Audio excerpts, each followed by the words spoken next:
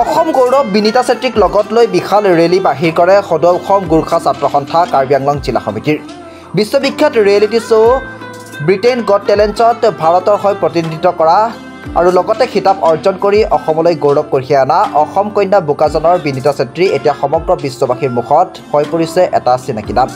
কাৰ্বি আংলং জিলাৰ বোকাজানৰ পৰা গৈ বিশ্বৰ মঞ্চত কেৱল 9 বছৰ বয়সতেই নৃত্যৰ যাদুৰে প্ৰতিজন দৰ্শকৰ লগতে বিচাৰকসকলৰ মন্ত্ৰমুগ্ধ কৰিছিল বিনীতা চেত্ৰীয়ে।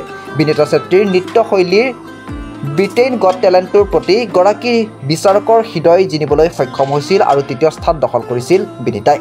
অসমৰ নাম বিশ্বৰ বুকুত লিপিবদ্ধ কৰাবলৈ সক্ষম হৈছিল বিনীতা চেত্ৰী। বিনীতা স্বগৃহত উপস্থিত হোৱাৰ পাছতেই বোকাজানৰ প্ৰতিটো দল সংগঠন অনুষ্ঠান প্ৰতিষ্ঠানৰ লোক উপস্থিত হৈ শুভেচ্ছা জ্ঞাপন কৰাৰ লগতে অভিনন্দন জ্ঞাপন কৰে বিনীতা চেত্ৰীক।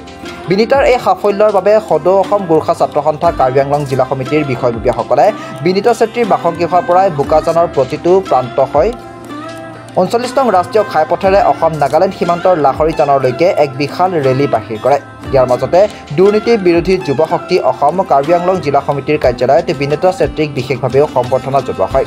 ইয়াৰ উপৰিও কনিষ্ঠজনৰ পৰা জ্যেষ্ঠজনলৈকে সকলোকে বিনীতা চেত্ৰীক কাষত পাই এবাৰ চুই চাবলৈ মৰম দিবলৈ একেলগে ফটো উঠিবলৈ অনুৰাগীসকলে ভিৰ কৰা পৰিলক্ষিত হৈছে। বোকাজানৰ পৰা ত্ৰিদীপ গগৈ ৰিপৰ্টাৰ লাইভ অসম।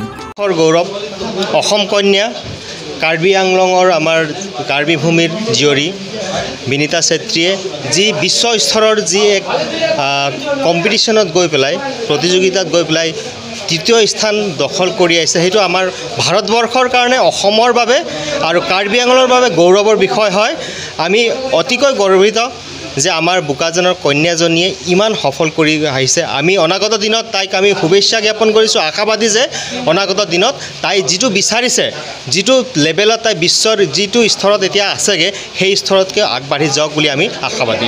এতিয়া যে বিনীতাৰ যি বাসস্থান তাৰ জেগাৰ পৰা আমি বোকাজান টাউনৰ হৈ পেলাই গৌতম বস্তি হৈ লাহৰীজান আদি কৰি আমি আকৌ পুনৰ ঘূৰি যাম তালৈ।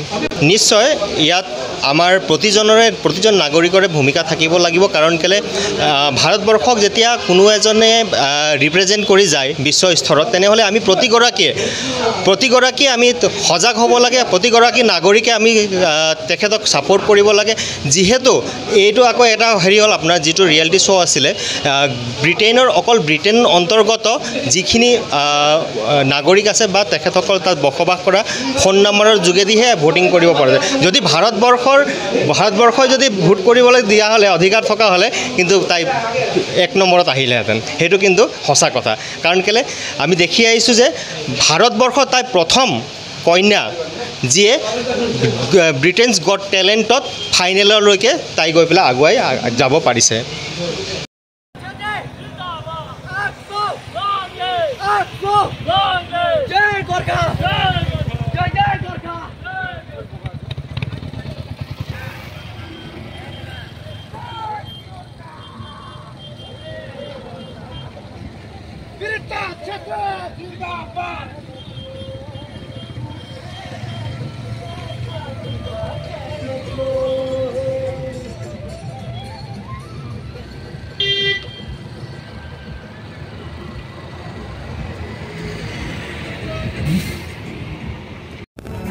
Reporter live.